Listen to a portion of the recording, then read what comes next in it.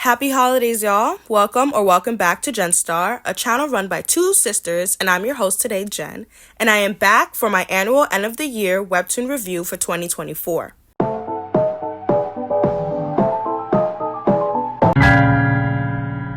Survival Diary.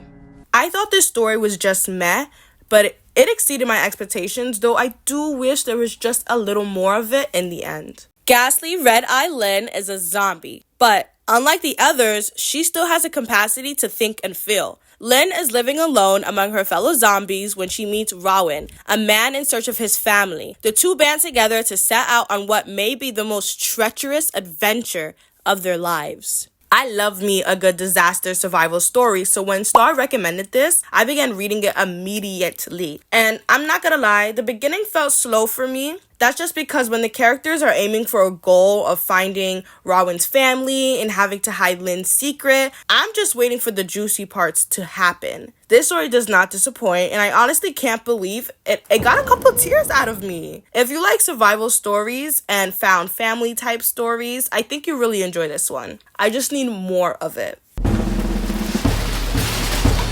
Shogunned. Why can't having powers be real? Like, I want to be part of a goal-fighting organization. Taiko's fearless motivation for cold hard cash leads him to a brush with death, awakening powerful morale within him. This supernatural morale makes him a recruit for the Anti-Depressors, an organization fighting monstrous killjoys born from negative human emotions. When a mysterious group starts turning people into killjoys, Taiko and his unorthodox team must battle to protect the innocent and uncover a conspiracy that runs deep. But Taiko's fate is a little different. His strength may be more killjoy than human. I'm tired of reading stories that I can see in animated form because I'm just wishing to watch this on the big screen. Like, I got an anime opening all up in my head for this story. Like some Chainsaw Man meets Jujutsu Kaisen. I do think there's a bit much of characters that you gotta remember and keep track of, but I think this one is so worth the read. The Sound of Magic. I honestly just wish this was my first time reading this all over again. Now a major adaptation on streaming. When she was little, Yun Ai dreamed of becoming a musician, but in reality, she's just a high school student who can't even afford new socks. After meeting a mysterious magician at a carnival, she decides to follow her dream. Prepare to cry as you delve into the harsh world a high schooler has to go through, trying to battle being an adult and growing up fast and being a child who just wants to do magic. This story was just so beautiful and had me choking up. I think this story is relatable with his family issues, the eldest taking on responsibility and caring for the youngest, having to grow up early and faster than your time because life is a bee, and others around you seemingly just have it easier. This is one of the shorter reads on my list, and if you have to choose one, I think this is a perfect quick read that just reminds me to have fun in life. And it's okay to be weird because that weird thing that you like might have just been something so cool in our eyes when we were younger one day.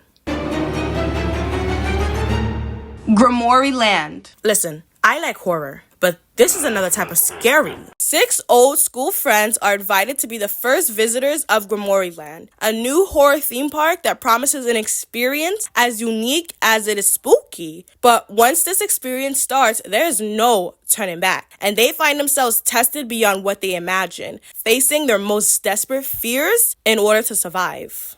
This was one of the stories back then that made me fall in love with webtoons, so I had to recommend it, especially when the author just knows how to creep me out with each and every story they create. I truly can't recommend this enough, especially if you like horror and all things grim. I get sucked into the story that I can't put it down, and I feel like I'm the one trapped in Grimoire Land. Like, at this point, I didn't even care if they survived or not, or what the heck was going on. I just wanted to leave. School Bus Graveyard. Who on earth are making these kids suffer? Ashlyn is a loner in high school with no friend. But when a fateful visit to a haunted house causes her and her classmates to see monsters at night, she'll be forced to forge bonds to survive. The cast of characters in School Bus Graveyard definitely help with the appeal of wanting to continue the story, on top of actually seeing if they succeed, getting out of that monster dimension, and just what on earth is going on. I'm a sucker for creepy creatures and a good mystery, even if I'm content with just reading and not actually trying to solve it. I'll be blind to what's going on and let my mind be blown in the end and claim I knew what was going on all along. Seriously, this story is so good. Star talked about it earlier on this channel. Go watch that video, and I gotta emphasize again, go and read School Bus Graveyard. If you like survival stories and mysteries, then you'll be hooked immediately. Like always, here are some honorable mentions, and check out my previous video in this series, as some honorable mentions were my tops in past videos.